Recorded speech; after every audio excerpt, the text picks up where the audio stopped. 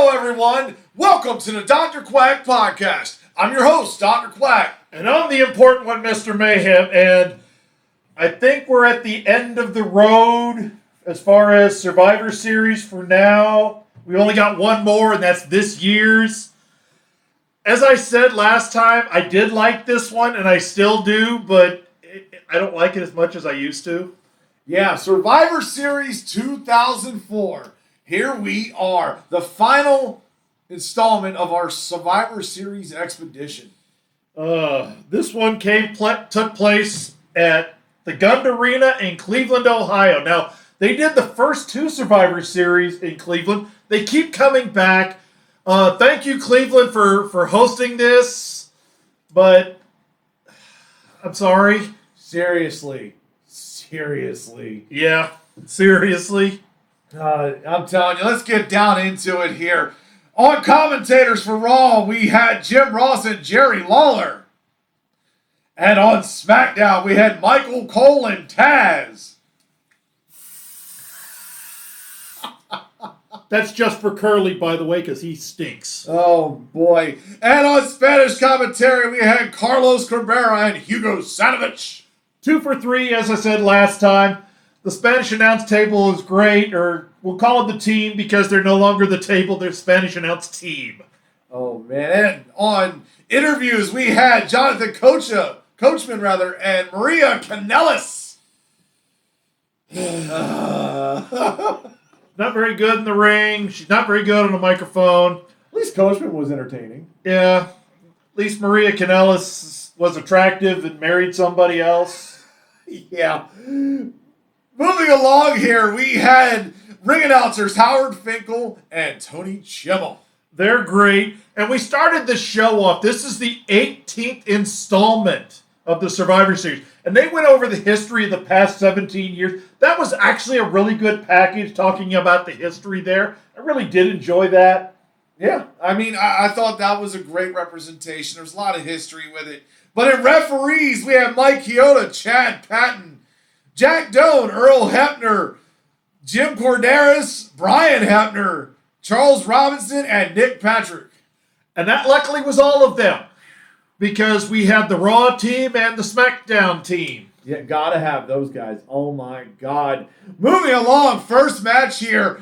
Fatal 4-way for the Cruiserweight Championship. Billy Kidman, Chavo Guerrero, Rey Mysterio, and Spike Dudley. And I gotta tell you, I like badass Spike Dudley. Is that really wild there that I would like that? Yeah, that's kind of shocking there. This was a SmackDown match, so we started right off having to listen to Curly. Yay. Spike Dudley came into this match the Cruiserweight Champion. And this was a Fatal 4-way. It was decent. Now, at this time, Raw and SmackDown had separate titles that were stuck on there. It's like the Cruiserweight didn't bounce around. The Cruiserweights were on SmackDown, and that's all that Curly could give us useful in this match was you only get to see the Cruiserweights on SmackDown. Other than that, he was just mumbling with marbles in his mouth. But this was a very hot, very Lucha Libre match. All these guys had worked in Mexico, worked Lucha Libre style.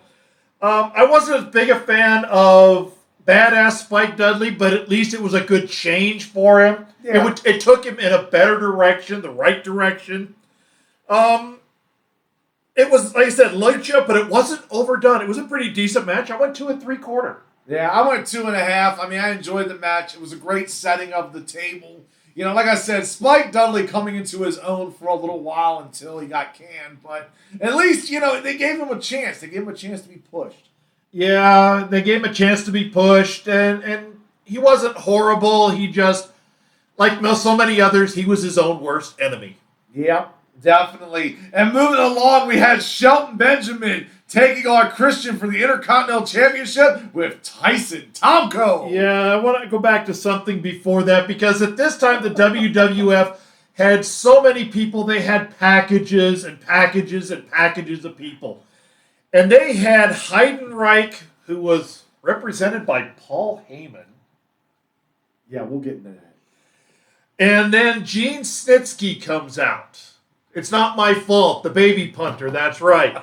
Well, these two guys basically became the 2004 version of Chuck and Billy.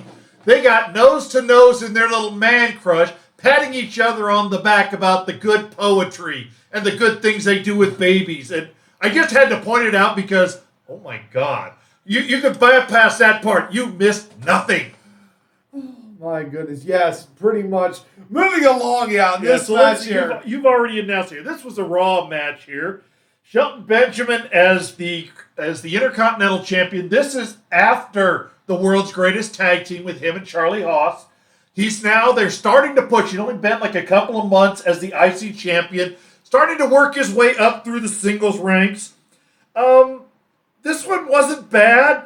It was okay. There was a little too much stuff going on at the end that kind of threw me off because Tyson Tomko kept coming in and out and in and out and in and out and in and out. And that kind of bothered me a little bit, but I went 2.5. It wasn't bad. Yeah, I'm pretty much there. Like, there wasn't nothing great about this match, but there wasn't nothing bad about this match. It was technically sound. It helped with the flow of the show to finally get it to where we can, get going on with it. Yeah, and at this time, Tyson Tomko is known as the problem solver. He went to NXT and became much better as just Tomko, but he still wasn't great. That's a whole nother story. But now I'm going to move into my Quack Attack! Because this was probably my favorite part of the show. You had Kurt Angle and Edge backstage, jaw-jacking with each other. Really enjoyed that part, but then you got to see Eugene, and he came up with the infamous crowd chant, "You suck! Yes, he you did. suck!" I mean, that right there was great. He's like, "You're an Olympic gold medalist, and you suck!" And I'm just like, yes, it was awesome. Nick Dinsmore, a.k.a. Eugene, had a lot of charisma, a lot of chemistry. If Nick Dinsmore was young enough today, we wouldn't have Eugene, and he'd be probably top of the card because Triple H was a huge Nick Dinsmore fan. Yes. Now, this is at the time when everybody had a book. Edge had just come out with his autobiography. This was actually towards the end of it, so they had a lot of other people that had books written, and Kurt Angle had a great line. "Let's talk about your part about being a world champion." Oh, wait, that hasn't happened yet. That was a great line. These two guys were a lot of back and forth. This was just after Taboo Tuesday, which we have reviewed, which if you want to go back and find out what we thought of that, you can go back and find out. We weren't big fans of it, by the way. We'll just give you the spoiler right now. Yeah. But it was funny how we reviewed it. And then, Eugene coming out with the big foam hands. "You suck. You suck." That was great. And he was the person that gave that Kurt Angle that chant, the "You suck" chant. It was actually before this, but they kept it going. Yes, it really worked well. But now moving into our next match here, Team Guerrero, Eddie Guerrero, Big Show, John Cena, and Rob Van Dam taking on Team Angle, Kurt Angle, Carlito, Luther Reigns, Mark Jindrak with Jesus. And I gotta tell you, when you get a young John Cena on there, Thug Life John Cena, that's when wrestling was great, wasn't it? Well, this is babyface version of Thug Life John Cena because the backstory is, in the beginning of this match, Carlito and Jesus, a.k.a. Aaron Aguilera, took off running because John Cena was chasing him down. Carlito had his chain on there. Well, the story that they gave us was that Jesus had stabbed John Cena in the kidney. What really happened was he filmed the Marine, so that was a stab in the kidney for all of us. But that was that story, and Carlito was gone. He didn't appear in this whole match. It was okay. Very story building. It was decent. It was more to build up. There was a lot of stories going on in here. The John Cena Carlito was going on in here. The Big Show had a feud going on in here that was building up. So we had Carlito obviously eliminated first. He never appeared. And then we had RVD got taken out. Then Mark Jindrak. Then Luther Reigns, or as he was known in WCW as Horseshoe, just horse shit. And then Kurt Angle was the last person eliminated, leaving Big Show, Eddie Guerrero, and John Cena the survivors of this match. Yeah, I mean, overall, I enjoyed this match. I actually gave it 3 stars. It was pretty quality the way that they worked well together. A lot of these guys from the Ruthless Aggression era, that were way before, but these guys were the stars of WWE during this time frame, so it was beautiful to see them work. I went 2.5, but hearing you mention it, though, I went up it to 2 3/4. Yeah, the match was good from a story building standpoint. The action was decent, and it was a coherent storyline, which is something the Ruthless Aggression era had a little bit of problem with cohesion, and this one was actually cohesive. Yeah, and moving along here to my 2-finger salutes, because this match was god-awful here. I'm talking about Undertaker taking on Heidenreich, and this is not Undertaker's fault. And it's funny, if you go to an interview, I just watched this interview recently, this is actually the second worst opponent The Undertaker said he hated working. Number one, of course, Giant Gonzalez. Giant Gonzalez. So there's really not much gap between those two. Heidenreich just was a guy that wanted to do what he wanted to do. He was all about himself, working for himself in the business, did not care to put anybody over, wanted to act like he was the best. And that's why he did not last long in the WWE. And that's why this gets my 2-finger salutes. Yeah, so let's talk about the butt crack that was sprayed onto Giant Gonzalez, a.k.a. Heidenreich. Now, here it is. This is the full true story. You can look it up on YouTube. I have faced Heidenreich in the ring in 2007. Good God, did he suck. Yes, I never made it to the WWE as a full-time competitor or WCW as a full-time competitor, but I was pretty good. The only reason I didn't make it in there was because I was too old and the military didn't allow me to make the kind of travels I needed to get the recognition I needed. But I've been interviewed by Vince McMahon, I've been interviewed by Jim Ross, and I've been interviewed by Bruce Pritchard. How Heidenreich got a job, I will never know. When I am calling the match, because Heidenreich doesn't trust himself, shows up 15 minutes before the match so coked up he can hardly move, he gets a kick in the face is what he deserved, which is what I gave him. Now, I gave this match 2 stars because The Undertaker did the best he could, but this match was way too long. Paul Heyman could not save this Paul Heyman guy. He got shown the door about a year later, exactly where he belonged, in the trash. Yeah, proof that you can have a WWE Hall of Famer, a WWE Hall of Famer manager, and a no-talent son of a gun on there and not make a great match. I'm with you. I went 2 stars. This was not that great, and that's why it gets a 2-finger salute. Yeah, the only time the crowd was happy in this match was the first 3 minutes The Undertaker was in the ring, and then when the bell sounded at the end of the match. Yeah, pretty much. This was bad. But moving along here, we had the Women's Championship. Trish Stratus taking on Lita. And what's really sad for me about this match is I enjoyed the whole prelude before this match until the match happened. Because once you rang the bell, I gave this an incomplete. This match was not a match.